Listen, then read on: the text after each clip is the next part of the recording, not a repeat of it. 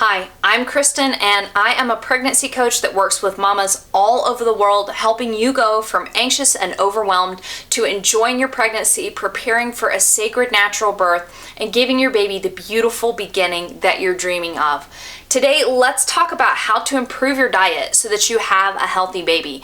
Pregnancy diet is absolutely crucial, and this is one of the biggest things that I work with my clients because most of them know that having a good pregnancy diet is important, but the challenge is in fitting that into a busy life and is sifting through all of the conflicting information that's out there about pregnancy diet.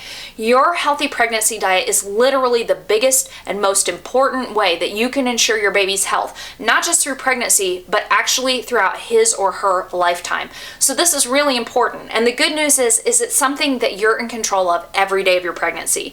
If you're in your first trimester and you're thinking, I can't even look at food without running for the bathroom, Kristen, it's okay. I give you a little bit of grace and a free pass. You can listen to what I'm saying, try and implement as much as you can, and then plan to say, okay, once the second trimester hits, we're going to move towards this goal. Because the reality is it's really in the second trimester where you want to be making sure that you're hitting the nutritional targets and then getting to those throughout the rest of your pregnancy.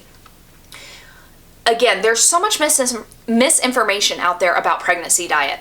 So the most important thing in your pregnancy diet is protein, and pregnancy protein requirements are much, much higher than has been officially recommended by government publications or even obstetricians for a long time. Now, in the past, we had obstetricians like Dr. Tom Brewer, we're talking decades and decades ago, who said pregnancy diet and protein requirements are important, but he was pretty much ignored by his colleagues, which is really sad and a travesty for pregnant moms. Fortunately, we have researchers today, dietitians and authors who are tackling this head on and have said, okay, well, you know what? He was right. So protein requirements are much higher than was previously recommended. When I say much higher, I mean you want to get 100 or more grams of protein per day. And ideally, we're talking like 120 to 130 grams of protein per day. Whether those proteins are from plant or animal basis doesn't seem to matter quite so much, but on the whole, we know that animal foods bring with them a whole lot of extra nutrition that can be difficult to get if you're eating only a plant-based diet. So for most moms, I recommend trying to make a lot of your protein come from animal sources. And we could talk about that more fully in another video, but today I really want to let you know about the importance of protein. So 120 grams of protein a day is what you really want to shoot for. And trying to divide that up throughout the day, think about medium-sized meals with a snack in between each and then a snack before bed can help you get overall the protein and the calories that you need every day. Once you've got that good amount of protein in, make sure that you have healthy fats. This is one of the reasons why animal foods are a good choice. They usually come with healthy fats on board. Baby's brain is absolutely starving for fat. In fact, your baby's brain hoards healthy fats.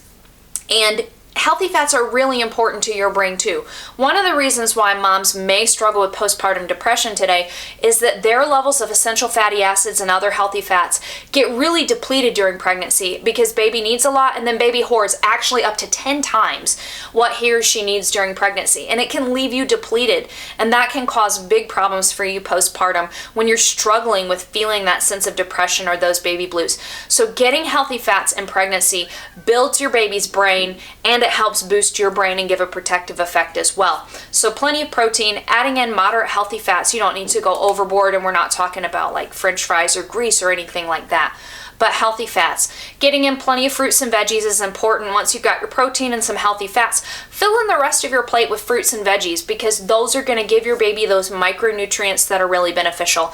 Again, if you take, say, a pound of beef versus a pound of broccoli, there's not a lot of competition. The beef is much more nutrient dense. You'd have to add pounds upon pounds upon pounds of broccoli to get the same nutrition. So you're just not going to get the same bang for your buck from those plant-based foods, but they are going to give you those micronutrients that you need.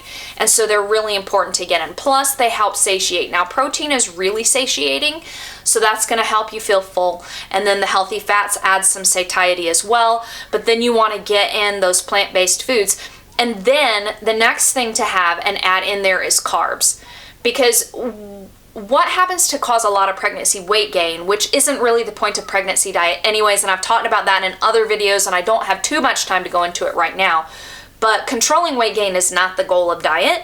But if you want to control extra fluff, then making sure that you don't have lots of fats and carbs together is a way to do that. Emphasizing that protein, which brings that satiety, and then those healthy fats, which adds that in. It's pleasing to our bodies to have that. And then the fruits and veggies, and you don't have a lot of room left for a lot of carbohydrates. Now, carbohydrates can be helpful because they give you a lot of quick energy, and especially early in pregnancy where you're struggling, you may crave carbohydrates, and I think there's something to the body's wisdom in that.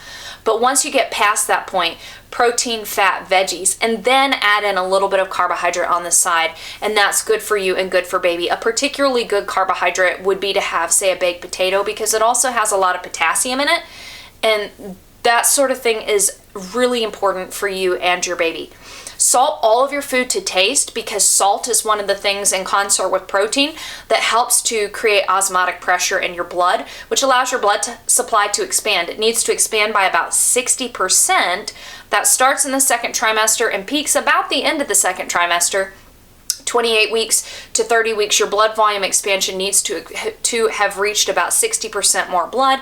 That maintains until you give birth to your baby, and then a lot of that is just rapidly, like fluid loss happens pretty rapidly. You sweat it out, you pee it out, all of that kind of thing. But you want to have it on board during your pregnancy because it means that you're growing a healthy baby, a healthy placenta. You've got plenty of amniotic fluid, your uterus is well nourished, and your pregnancy and birth are going to be overall safer because you're physiologically where you need to be.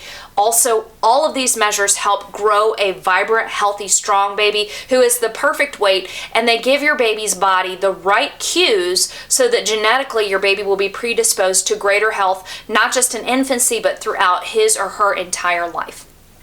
Like I said, I work with pregnant mamas all over the world, and the practicalities of, okay, Kristen, you just told me about protein and fats and all that kind of stuff, but what do I actually eat and how do I actually fit it in my life? That's one of the things that I do with my clients, and I love helping clients dial diet in because they usually feel better, have more energy, and know that they're growing a healthy baby.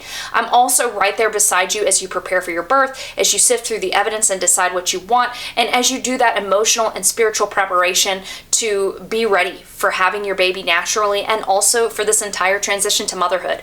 I would love to talk with you this week. Head over to birthbabylife.com/beautiful, and I will talk to you about how I can support you in giving your baby that beautiful beginning that you're dreaming of.